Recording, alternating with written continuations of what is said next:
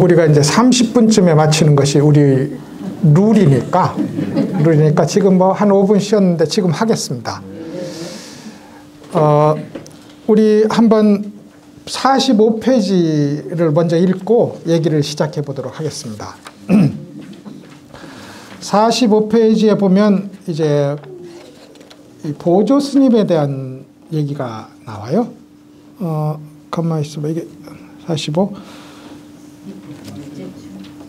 45죠? 자, 밑에 예문인데 한번 읽어보도록 하십시다.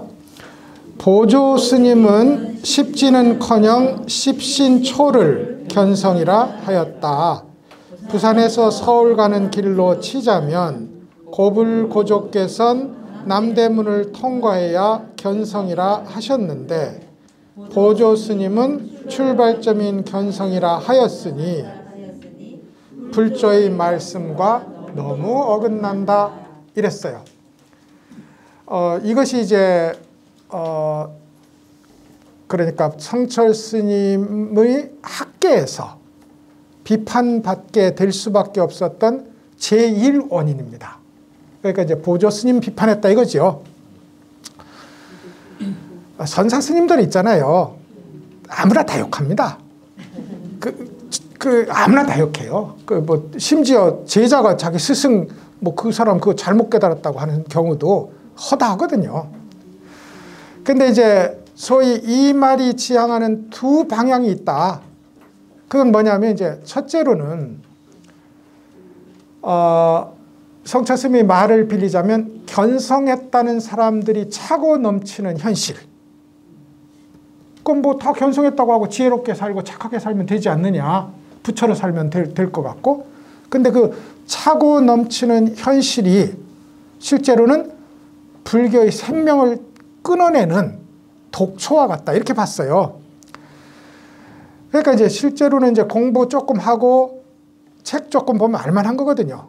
그 알만한 걸 가지고 일방의 스승이 되거나 자기의 감정까지 섞어서 이런저런 논리를 만들어내는 일이 일종의 불교를 빙자한 어떤 사업이 되는 거예요. 그래서 이제 그런 풍조에 대해서 이제 좀 강력한 어떤 조치가 필요하다고 이제 생각이 들었던 것 같아요. 근데 이제 아쉽게도 현재에 이르기까지 참선 조금 해보고 경전 좀 읽어본 사람은 다 도인입니다. 다 도인이에요. 그래서 이제 이 문제에 대한 굉장히 큰 걱정이 있었고 그것은 실제로는 자연 도태되면 참 얼마나 좋겠어요. 근데 원래 이 도는 있잖아요. 사이비가 승리하게 돼 있습니다. 그 참 진짜 문제인 거예요. 사이비가 승리해요. 물론 오래 가면 그렇지만 그 당장은 지금도 어떤 종교적 메시지를 내놔도 신기하고 너에게 무엇인가 기적적인 것을 가져다 주겠다고 사기를 치는 경우가 더 성공해요. 더 성공해. 그래서 이제 제일 좋다면 이제 그 두 개가 겸비되면 좋은데 그렇지는 않죠. 왜냐하면 이제 성철 스님이나 뭐 다른 도인들이 부처님 말씀을 철저하게 느끼고 나면 사이비 얘기를 못하게 돼 있어요. 할 수가 없는 겁니다. 입에서 안 나와.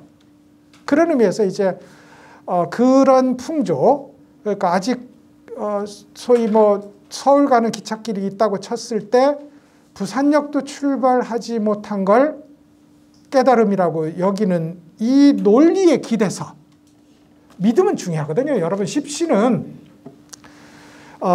그 규정에 의면 엄청 중요해요. 그러니까 죽었다 깨나도 움직이지 않는 믿음이거든요. 네가 부처다 이 말이.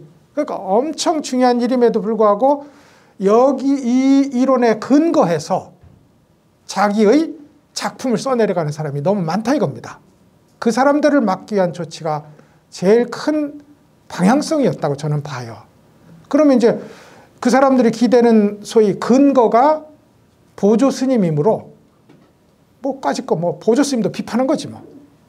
근데 이제 성철 스님은 지속적으로 보조 스님이 점점점 고차원이고 높은 길, 깨달음이 궁극에 도달하는 길을 걸었다고 봐요. 그러니까 보조 스님을 부정하기 위한 것이 아니라니까요.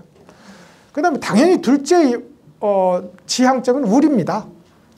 우리. 그러니까 모든 선사의 말이 나를 향한 것이라야 의미가 있잖아요. 그런 의미에서 이제 소위 그 약간의 어떤 체험을 갖고 삶에 좀 경험했다. 그거 가지고 나 선지식이야. 뭐 스님들 설법하는 거 보니까 뭐 별것도 없고 뭐 내가 체험한 것보다 다 못하네. 이렇게 말한단 말입니다. 삶에 한번 체험해 본 사람은 아무도 인정 안 해요. 제 옆에도 그런 사람 많습니다.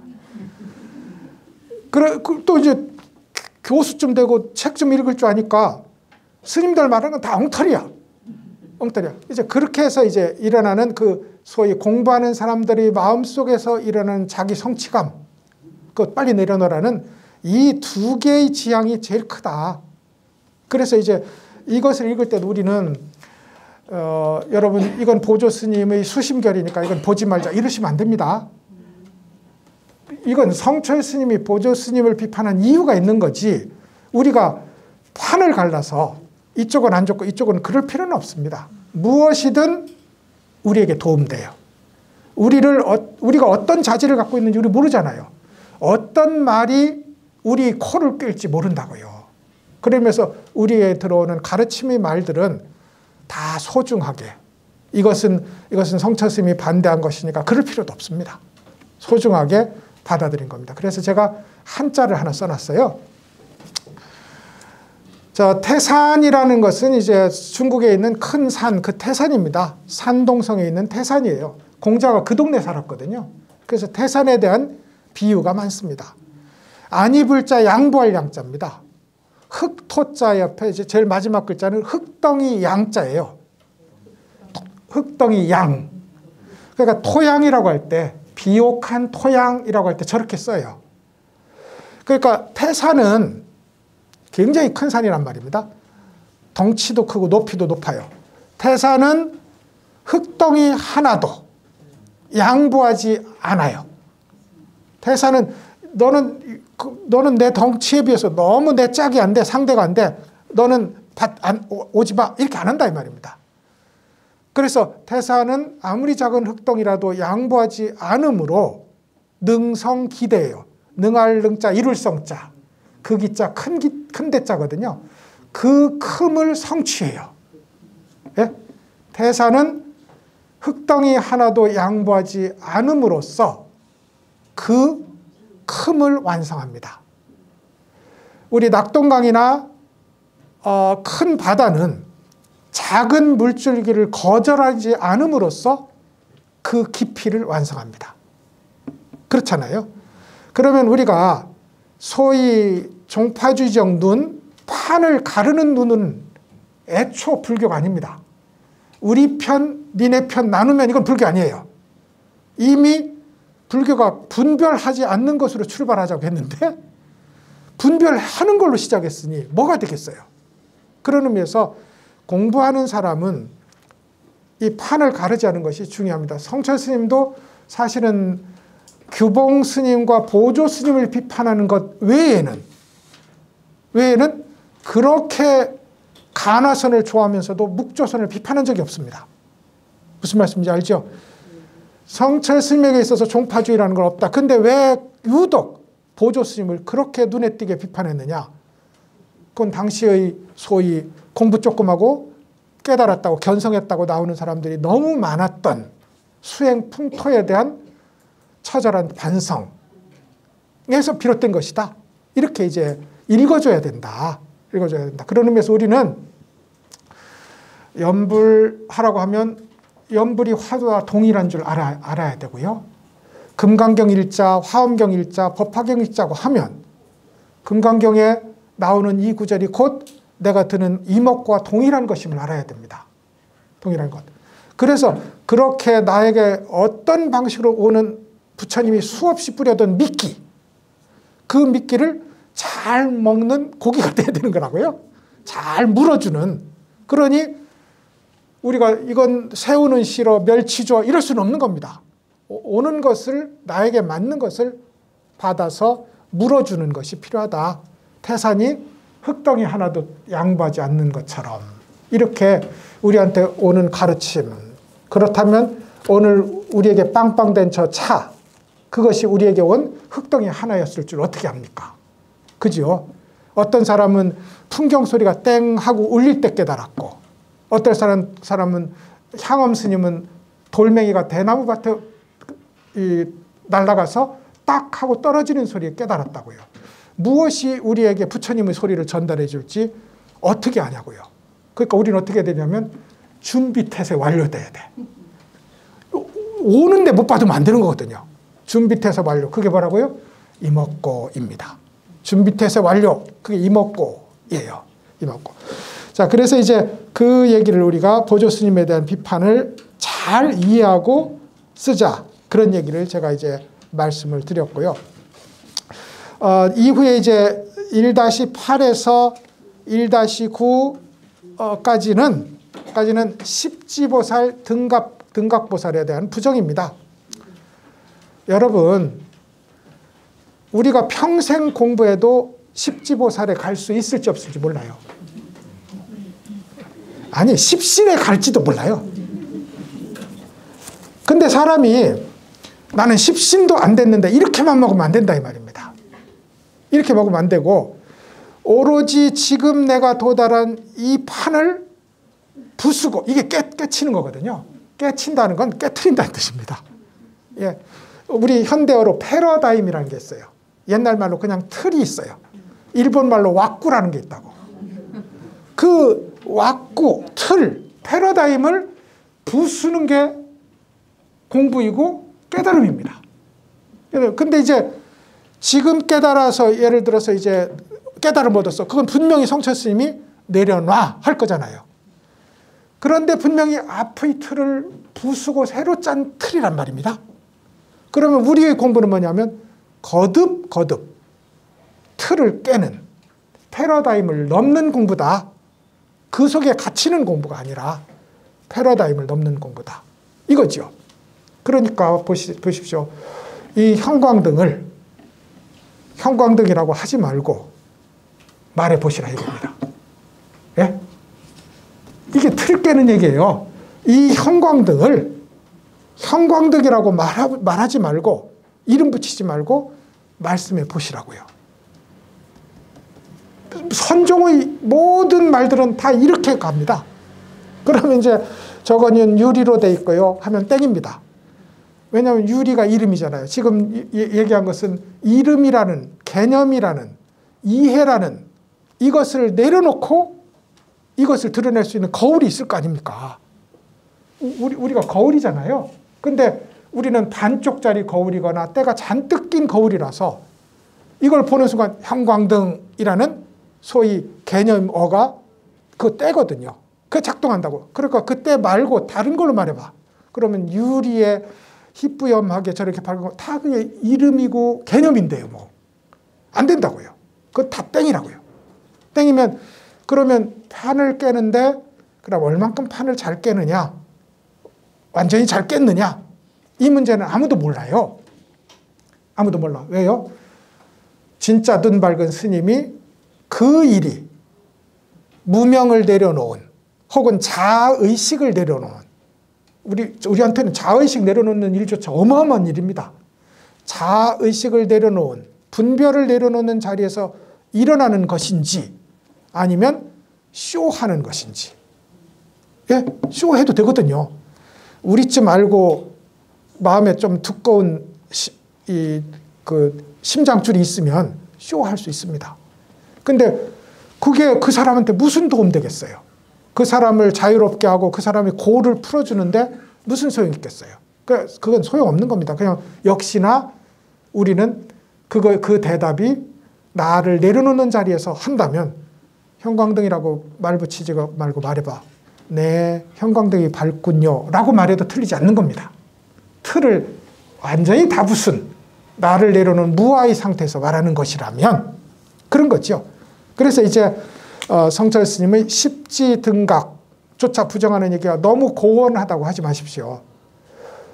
우리는 뭐 죽었다 깨어나도 십지는 안 될 거고 등각은 더더군다나 안 될 텐데 그 성철 스님의 설법이 우리에게 뭐 중요하냐. 그게 아니라 우리의 지금 틀을 깨는 일이 십지 등각을 부정하는 일과 동일합니다. 무슨 말씀인지 알지요? 예, 이렇게 자기가 갖고 있는 이 틀을 깨고 깨는 것이 이목구입니다. 그러니 오죽해서 아니고 아니다잖아요. 마음도 아니고 부처도 아니고 물건도 아니에요. 그 아니고가 깬다고요. 깨는 길입니다. 그래서 이제 그 얘기를 이제 1-8-9에서 십지보살 등각보살이 부정을 했는데 그 다음 1-10을 한번 읽어보도록 하겠습니다. 1-10 넘겨볼까요? 예, 보시죠. 짧습니다. 번뇌가 생겨나지 않으므로 불성을 보게 된다. 불성을 봄으로 대반열반에 편안히 머물게 된다. 이것을 생겨나지 않는다고 한다. 생겨나지 않는다는 건 번뇌가 한 마음이 생겨나지 않는다는 뜻입니다. 그러니까 우리 마음에 여러분 생각이 일어나지 않을 수 있어요. 근데 그게 나무떼기처럼 돌멩이처럼 생각이 일어나지 않는 게 아니라요. 거울처럼 밝게 비추면서 지금도 마찬가지입니다. 이렇게 안경을 보시면 안경이라는 이름을 붙이기 전에 저 모양을 구분하기 전에 우리에게 이미 들어와 있습니다. 그래서 본래 깨달음을 우리가 갖추고 있는 거라니까요. 이게 먼저 들어와요. 먼저 들어와서 아는 그 자리가 본래 깨달음의 자리예요. 우리가 할 일은 그 본래 깨달음에 힘을 실어주는 일이에요. 힘을 실어주는 일인데 여기다 안경하고 이름 붙이는 순간 본래 깨달음의 자리에 구름이 낀다고. 그러니까 우리는 지금도 본래 깨달음을 확인합니다. 이게 공부를 통해서만 확인되는 게 아니에요. 다만 소위 이름과 관념에 의해서 가려진 구름이 너무나 커서 그것이 일어났는지조차 모를 뿐입니다.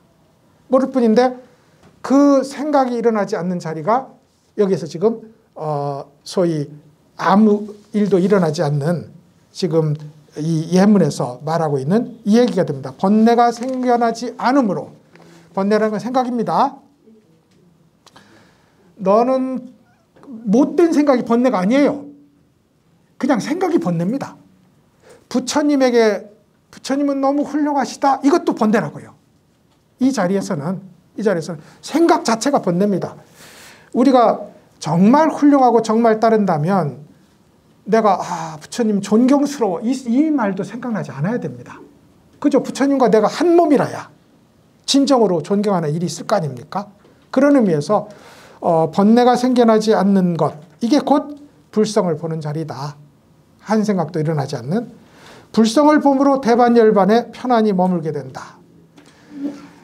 무슨 얘기를 하시려는 거냐면 견성즉불이잖아요. 이 지금 1장의 제목이. 견성을 하는 순간, 본성을 보는 순간 그 사람이 부처다. 이건 두 가지 의미입니다. 우리가 지금 견성합시다. 보셨죠? 1초 동안 부처였습니다. 근데 이제 제가 1초 동안 부처 오늘 좀 득이 있구나 이렇게 하시는 순간 이미 중생입니다. 왜요? 생각이 작동했잖아요. 근데 분명히 이먹고 이 밝은 거울로 우리가 돌아가서 그것에 맡겼을 때 우리는 1초 동안 부처였어요. 그러므로 본성을 보면 부처인 건 맞아요. 근데 성철 스님은 그래서는 안 된다. 1초 보는 거 가지고 그러면 99초가 중생인데 그 사람 성분이 뭐냐는 거지. 그래서 이제 이 성철 스님이 이야기하는 견성하면 곧 부처라는 건 견성하면 석가모니라는 뜻입니다. 견성하면 석가모니라야 견성이라는 거예요.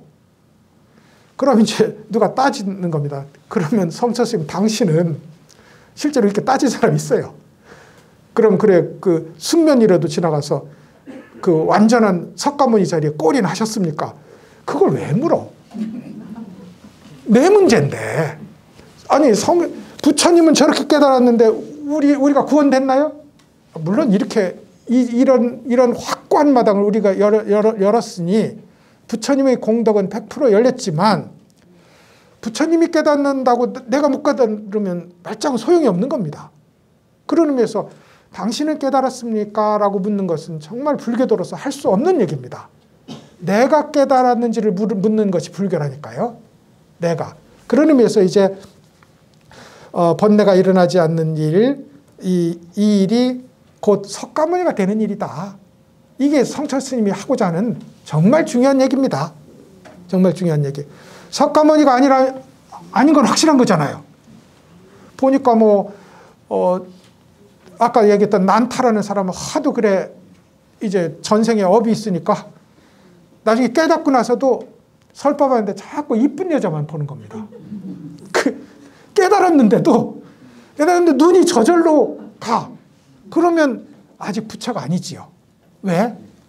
기운이 남아있잖아. 습관의 기운이 남아있잖아. 중생으로 돌아가진 않지만 아직도 깔끔하지가 않은 거야. 뭔가 이렇게 이 잡내가 남아있어요. 그런 상황이란 말입니다. 그래서 그것도 아니라는 거야. 그러니까 진짜 중요한 것은 석가모니 그의가 되는 일이다. 그리고 이게 불교다. 불교는 우리가 석가모니 되자는 종교지 석가모니에게 복을 내려주십시오라고 비는 종교가 아니다. 이겁니다. 지금 여러분 이 문제가 얼마나 중요한 문제냐면 이제 불교도 많이 들어오고 인도 명상도 많이 들어오고 서구에서 개발된 소위 초월 명상이니 무수한 명상이 우리한테 들어와 있어요. 그리고 다 매력적이에요. 제가 보면 제일 훌륭한, 물론 제가 하는 얘기입니다. 제일 확고한, 확실한 화두선이 제일 인기가 없어요. 제일 확실함에도 제일 인기가 없어. 왜요? 정통이니까. 거기는 약간 색깔들이 있다니까요. 색깔들이 간색이 들어있어. 색깔이 가미돼 있어. 그 가미된 색깔. 그런데 이제 그런 속에서 심지어 이런 일들이 이제 우리 불교에 일어납니다. 여러분 이거 속으시면 안 돼요. 지금 불교에 대한 이야기를 스님들이 많이 하는 것 같지만 진짜 중요한 얘기 한 측면을 교수들이 하고 있어요. 근데 저도 교수잖아요. 그 이제 제가 그분들을 하고 대화하면서 늘 한 가지 정말 벽 같은 걸 느끼는 게 뭐냐면 이분들은 깨달음이 중요하지 않습니다. 왜냐하면 교수 연구하면 참선 못 하거든. 책 열심히 읽다가 이 먹고 못 하잖아. 그래가지고 이 깨달음이 뭔지 짐작하기 어렵습니다. 불교에 대해서 입만 열면 정말로 하늘에서 꽃비가 내리듯이 이 불교에 대해서 얘기할 수 있는데 그런데 당신 삼매 겪어봤어? 하면 삼매가 뭐 중요해? 이렇게 갈 수밖에 없는 겁니다. 알고 실천하면 되지. 알고 실천이 안 된다니까요. 알고 실천이 안 돼. 너그럽다가도 보너스 안 주면 화낼 거고요. 화낼 거고 안 된다고요. 번뇌 해결이 안 된다고. 불교는 번뇌 해결하는 건데 아는 종교가 아니라니까요. 해결하는 종교지. 근데 이제 그런 속에서 불교는 깨달음의 종교다. 불교는 석가모니가 되는 종교다. 라고 우리가 길을 잡아놔야 아는 문제하고 모르는 문제하고 상관없이 지금 이 자리에서 한 조각의 번뇌라도 더 내려놓고 한 번이라도 더 번뇌를 깨트리는 최고의 무기인 이목구를 들 거 아닙니까? 그런 의미에서 지금 깨달으면 곧 열애이고 깨달으면 곧 대열반이고 깨달으면 곧 해탈이다 하는 이 용어가 그렇게 중요합니다. 이제 우리가 어디 가서 저보다 한 100배쯤 좋은 논리와 언변을 가지고 불교는 깨달음의 종교여서는 안 된다 하는 사람들이 우리 사이에 쫙 깔려 있다는 걸 보실 거예요. 근데 그 사람들의 설법을 들어서 머릿속에 총명한 지혜가 가득 찬다 한들 지금 당장 일어난 이 하나의 괴로움을 해결할 수 있느냐 말입니다. 한 점의 괴로움도 해결 안 되는 거예요. 우리는 괴로움 해결하자고 왔지 머릿속에 똑똑한 얘기 담자고 온 게 아니라는 말입니다. 그런 의미에서 성철 스님의 깨달으면 석가모니다, 이 말이 우리를 끌어가는 지침이 되어야 된다, 이렇게 이제 말씀을 드리는 거예요. 그러니까 이제 사실 그렇다고 아는 게 우리의 이 고통을 해소시켜 주는데 아무 힘도 없다는 뜻은 아닙니다, 여러분. 알아야 고통을 해소해요. 그러니까 우리한테 분노가 밀려오면 분노를 알아야 분노가 물러갑니다. 분노를 모르면 분노한테 우리가 먹혀요. 근데 분노가 온 것을, 혹은 분노가 왔는데 분노하고 싸우려고 해도 분노한테 먹힙니다. 싸우면 에너지를 더 받거든요. 더 받아. 그런 의미에서 분노가 온 것을 아는 일, 분노라고 이름 붙이기 전에 그건 와 있잖아요. 나한테 그 와 있는 혹은 오는 분노를 알아차리기만 하면 이건 힘을 잃습니다. 이 원리가 그래요. 근데 이목고를 하는 사람은 이미 명징한 거울을 닦아놓기 때문에 분노가 오면 분노가 온 걸 압니다. 그 자리에 이목고로 채우는 거예요. 분노 대신에. 그러면 그때는 분노가 일어났을까? 이목고 할까? 어찌되었든 그렇게 아는 것이 무의미한 것은 아니다. 다만 그것이 나의 존재를 바꾸는 알미라 해야 되는데, 그 알면 지금 이렇게 아는 겁니다. 거울처럼 아는 거예요. 그래서 이렇게 아는 지혜를 거울 같은 지혜, 경지라고 부릅니다. 거울경자 지혜지자를 써서. 이게 지혜예요. 판단해서 저건 선에 속하고 선 중에서 뭐 n분의 1만큼 어디에 속하고 이렇게 분석하고 쪼개는 알미 아니라 오는 이대로 다 비추어서 그대로 인지하는 그 알미라고요. 그것이 지금 우리가 소위 지식인이 말하는 그 암과 불교에서 말하는 이 알을 구분하는 차이가 되어야 된다. 우리가 아는 것은, 지식인이 아는 것은 쪼개서 분석하는 알미입니다. 불교에서 아는 것은 거울처럼 비추는 알미입니다. 이것이 다르다는 점, 그 점을 이해를 해주시면 좋을 것 같고, 30분 약속했는데 1분만 더 쓰겠습니다.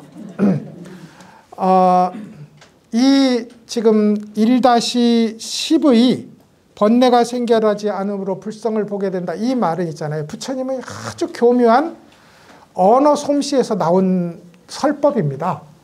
이 설법은 제가 설명을 책에 해놨는데 아사세 왕이라는 왕에게 한 설법입니다. 근데 이제 아사가 생기지 않는다, 세가 원한이에요.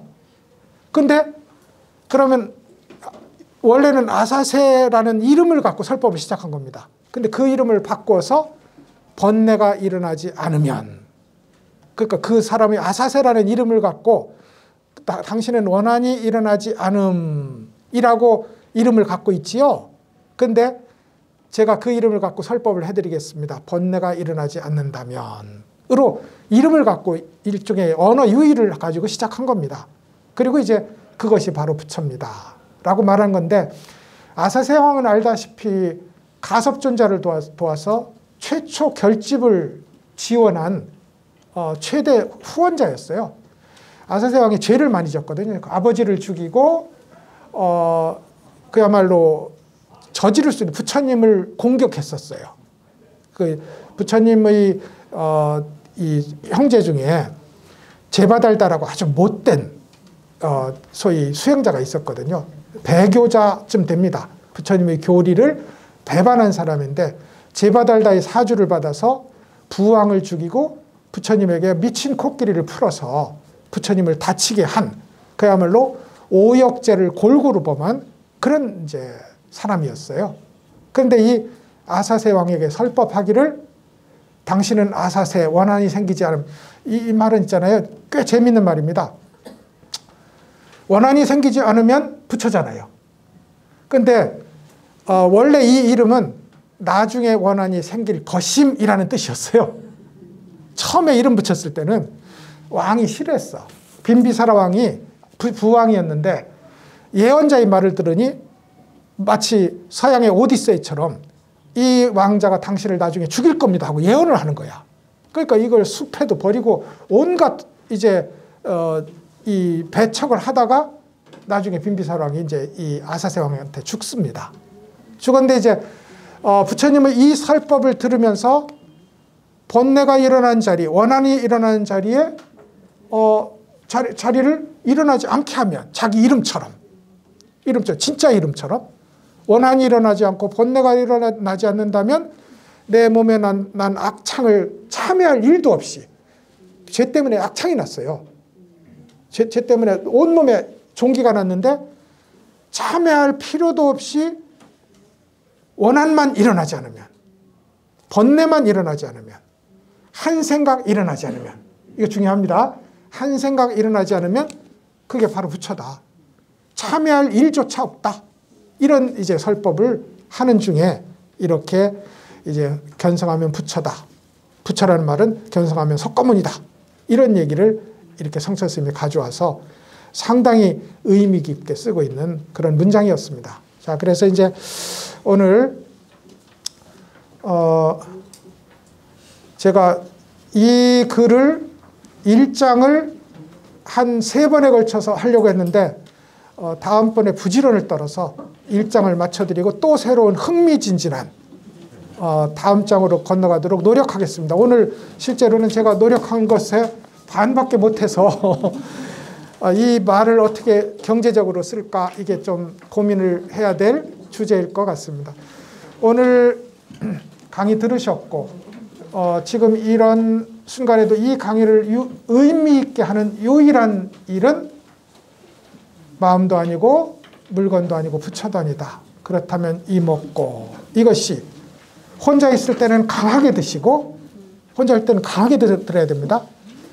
강하게 들 때 내가 그것을 든다고 애쓰면 안 돼요. 그것이 들려져 있어요. 거울처럼 나를 비추는 서치라이트처럼 들려져 있다고 거기다 마음을 주는 거예요. 그렇게 마음을 주는 것이 화두를 드는 거지 내가 이게 뭔고 하고 들으면 건강도 안 좋아지고요. 머리도 나빠집니다. 그러니까 그렇게 들면 안 되고 지금 공부할 때는 가볍게 들어야 됩니다. 그래서 믿으셔야 돼요. 이 먹고가 하늘의 달처럼 공기처럼 나를 감싸고 있다. 그렇게 가끔씩 마음을 주는 겁니다. 마음만 주면 원래 있는 것이므로 이 본래 깨달음은 원래 있는 것이므로 우리가 가끔씩 마음만 주면 그것이 저절로 힘을 발휘합니다. 우리는 그렇게 도와주는 사람이지 우리가 하지 않아요. 그렇게 마음먹어서 또 이 공부를 의미 있게 하는 화두를 드는 것으로 오늘 공부를 마치겠습니다. 수고하셨습니다.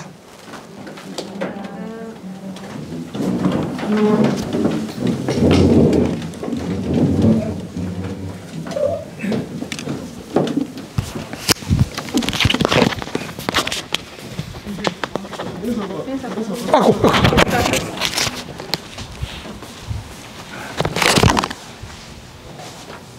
교수님께 합장 일례 올리겠습니다. 수고하셨습니다.